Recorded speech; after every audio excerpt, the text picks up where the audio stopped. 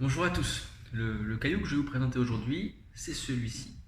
Alors, il n'est pas très beau, hein, ce caillou, mais ce n'est pas son apparence qui nous intéresse, c'est l'histoire qu'il a à nous raconter.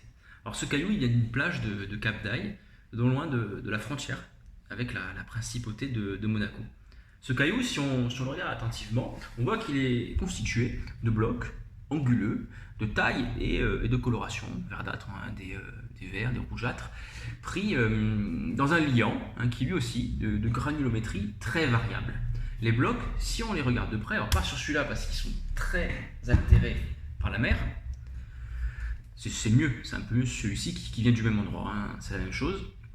On voit que les blocs ils sont constitués en grande partie d'un verre grisâtre qui entoure des petits minéraux pas très nombreux et surtout pas jointifs entre eux. Ça, c'est une texture microlithique. Une texture microlithique, c'est dû au refroidissement d'un liquide magmatique rapidement au contact de l'eau ou de l'air. Donc automatiquement, ça nous conduit à imaginer du volcanisme à l'origine des blocs de cette roche-là. Les minéraux ensuite, on a des baguettes noires, c'est ceux qu'on voit le mieux, et d'autres minéraux blancs opaques, on ne les voit pas très bien, la plupart du blanc là c'est du sel. Des amphiboles, les minéraux noirs en baguette, et les minéraux blancs ce sont des plagioclases. Cette roche c'est une andésite. Donc on a des blocs andésitiques pris dans un liant qui est en fait lui aussi de nature andésitique. On y trouve aussi des cendres dans ce liant. Et ça nous fait penser à une coulée pyroclastique. C'est quoi une coulée pyroclastique? C'est un mélange de blocs arrachés au socle du volcan qui dévalent, mélangés avec des cendres, des lapillis, le long des flancs du volcan avec une vitesse très importante, une force aussi, et qui fait énormément de dégâts autour du volcan. C'est exactement le même genre de dépôt qu'on trouve autour de la montagne Pelée en Martinique. Ce genre de dépôt, donc ces dépôts pyroclastiques, à des coulées pyroclastiques, ça se retrouve dans un volcanisme qui est dit explosif. Donc un volcanisme qui est dû à la nature du magma, c'est-à-dire un magma qui est très visqueux et très riche en gaz. Ce qu'on ne voit pas sur la roche, mais on le retrouve sur l'affleurement de la plage, c'est qu'on voit des dépôts avec beaucoup plus de cendres et aussi des dépôts très aériens, c'est-à-dire des bombes qui viennent retomber sur les autres dépôts. Donc tout ça, ça nous conduit à imaginer un volcanisme très explosif comme ce qu'on retrouve actuellement dans les Antilles, dans les Andes.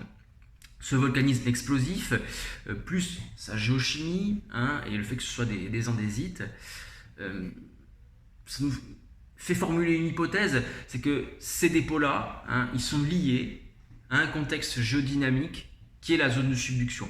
La zone de subduction génère sur la plaque chevauchante une structure qu'on appelle l'arc volcanique, avec des volcans qui font du volcanisme de type explosif. Alors, si notre hypothèse est vérifiée, à savoir que ces dépôts de Cap d'Aille sont bien dus à une zone de subduction, elle est où cette zone de subduction? Elle n'est plus là.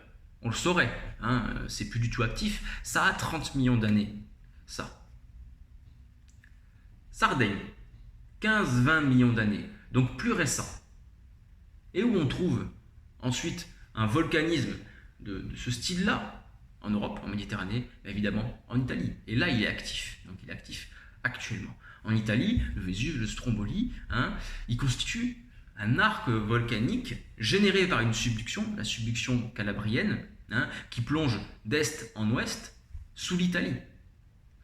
S'il y a un lien entre ces vestiges provençaux, sardes d'arc volcanique et celui italien, ça voudrait dire que l'activité volcanique se serait déplacée de la Provence jusqu'à actuellement l'Italie. Ça, c'est un constat étonnant, parce que si l'activité volcanique se déplace, ça veut dire que la subduction elle-même s'est déplacée. Elle se serait déplacée en faisant une espèce de rotation depuis la Provence jusqu'à sa position actuelle. Alors, pour le prouver et pour en discuter davantage, ce caillou, il n'est pas suffisant. Mais en tout cas, il nous ouvre vers une autre histoire, et il faudra d'autres éléments pour la terminer, peut-être aller un peu examiner de plus près ce caillou-là, pour comprendre qu'est-ce qui fait que cette subduction, elle recule, et quelles sont les conséquences de ce recul sur l'histoire géologique de la Méditerranée occidentale et des îles qu'elle contient, la Corse et la Sardaigne. Merci, au revoir.